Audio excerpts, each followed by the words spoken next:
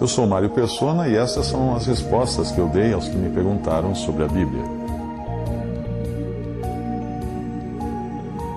A pergunta é: devo chamar a todos de irmãos? Existe um costume no meio evangélico e entre alguns católicos que é o de chamar qualquer um que se identifique como cristão de irmão. É comum nós encontrarmos debates nas redes sociais nos quais alguém que se diz crente, cristão ou evangélico continue a ser chamado de irmão por seus interlocutores, mesmo depois de ter negado as verdades cardeais do cristianismo, ou de estar claramente escandalizando os que acompanham a conversa com ideias fora do contexto bíblico. Outras vezes o termo irmão é usado não como forma de dizer que ambos comungam da mesma fé, mas como forma de criar distanciamento, como as pessoas costumam fazer numa briga ou num bate-boca, quando passam a chamar o adversário de senhor ou senhora. Políticos são especialistas nisso. Basta ver um vídeo de briga entre parlamentares para ver como eles carregam no uso do Vossa Excelência, não como um pronome para denotar um elevado grau de respeito, como ensina o dicionário, mas como preâmbulo para as ofensas e palavrões que se seguirão. O que dizem as Escrituras sobre nossa maneira de tratar aqueles que se dizem irmãos, porém negam a sã doutrina, ou são insubordinados às decisões da igreja ou da assembleia? Ao revelar os princípios que deveriam reger a autoridade do Senhor na assembleia, Jesus deixou claro que existiria um momento quando um insubordinado, dentre os irmãos, deixaria de ser tratado como irmão para ser tratado como incrédulo ou infiel. É o que diz o texto bíblico. Ora, se teu irmão pecar contra ti, vai e repreende-o entre ti e ele só. Se te ouvir, ganhaste a teu irmão. Mas se não te ouvir, leva ainda consigo um ou dois, para que pela boca de 2 ou 3 testemunhas toda a palavra seja confirmada. E se não as escutar, dize-o à igreja. E se também não escutar a igreja, considera-o como um gentil e publicano. Isso está em Mateus 18, 15 a 17. É disso que Paulo fala em 1 Coríntios 5, ao tratar da excomunhão de um que estava contaminado com pecado moral. Ele devia ser excluído da comunhão, que significa ser excomungado, da comunhão à mesa do Senhor, e ser tratado como alguém que estava fora.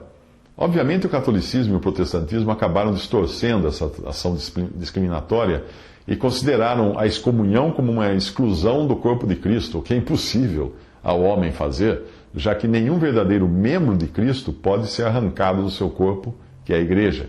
A questão aqui é apenas no âmbito administrativo e da comunhão prática na terra, não no céu. Paulo escreve em 1 Coríntios, capítulo 5, já por carta vos tenho escrito que não vos associeis com os que se prostituem. Isto não quer dizer absolutamente com os devassos deste mundo, ou com os avarentos, ou com os roubadores, ou com os idólatras, porque então vos seria necessário sair do mundo. Mas agora vos escrevi que não vos associeis com aquele que, dizendo-se irmão, for devasso, avarento, ou idólatra, ou maldizente, ou beberrão, ou roubador, com o qual nem ainda comais. Porque que tenho eu em julgar também os que estão de fora? Não julgais vós os que estão dentro, mas Deus julga os que estão de fora.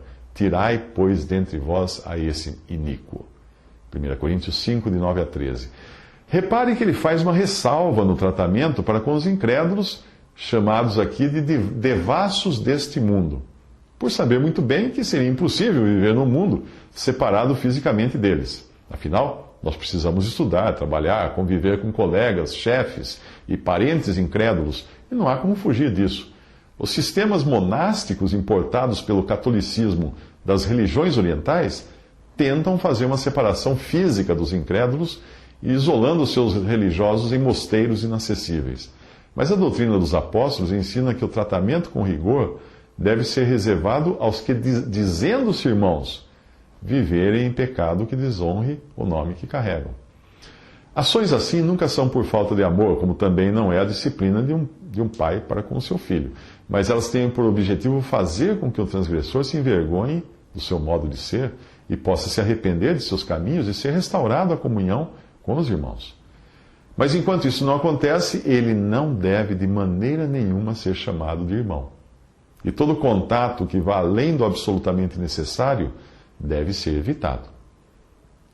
Uma passagem diz: Porque o Senhor corrige o que ama e açoita qualquer um que recebe por filho. E, na verdade, toda correção ao presente não parece ser de gozo, senão de tristeza, mas depois produz um fruto pacífico de justiça nos exercitados por ela. Isso está em Hebreus 12, versículos 6 a 11. Pelo fato de muitos de nós termos vindo de uma tradição católica, somos sempre muito bonzinhos na hora de tratar com as pessoas por acreditarmos que todos somos irmãos ou que não devemos julgar uns aos outros. Porém, a palavra de Deus ensina outra coisa. Devemos sim julgar as más ações das pessoas, suas doutrinas, o que elas falam, apesar de não podermos julgar o seu coração. O Senhor ensinou os seus discípulos a tomarem cuidado com o fermento ou doutrina dos fariseus, e também a não agirem do modo como eles agiram, o que por si só prefigura fazer um julgamento. O julgamento pode ser tanto individual quanto da Assembleia, uma vez que tivermos claro diante de nós que estamos lidando com alguém que, dizendo-se irmão, comporta-se de maneira contrária às Escrituras, devemos nos apartar de tal pessoa e também deixá-lo de chamá-lo de irmão. Como o Senhor ensinou, nós devemos considerá-lo gentil e publicano, que era a forma de um judeu enxergar um não-judeu ou impuro. Essa separação é profilática, isto é, ela tem por objetivo evitar a contaminação e permitir que fiquemos preparados para toda boa obra, como fala 2 Timóteo 2, 21. O que não acontece se estivermos ligados às pessoas erradas. Paulo escreve: não sabeis que um pouco de fermento faz levedar toda a massa?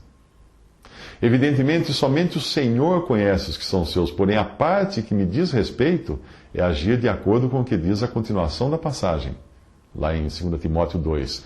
Qualquer que profere o nome de Cristo, aparte-se da iniquidade. Ora, numa grande casa não há somente vasos ou pessoas de ouro e de prata, mas também de pau e de barro. Uns para honra, outros, porém, para desonra, de sorte que se alguém se purificar ou se separar dessas coisas, será vaso para a honra, santificado e idôneo para o uso do Senhor e preparado para toda boa obra. Isso está em 2 Timóteo 2, de 19 a 21. Vamos imaginar uma aplicação prática dessa questão de chamar ou não de irmão alguém que esteja causando escândalo, ou por negar doutrinas fundamentais da Bíblia, ou às vezes até por ser legalista ao extremo, como os fariseus, e querer colocar as pessoas debaixo de um jugo. A partir do momento em que ele faz isso em um bate-papo numa rede social, e você continua a chamá-lo de irmão, até para tentar apaziguar os ânimos ou ser educado, a impressão que dará aos incrédulos que estiverem acompanhando a conversa é que você e ele são farinha do mesmo saco. Aí o incrédulo irá pensar: ah, é isso que é ser cristão? É isso que é ser irmão? Muito obrigado, mas eu quero ficar bem longe desse evangelho.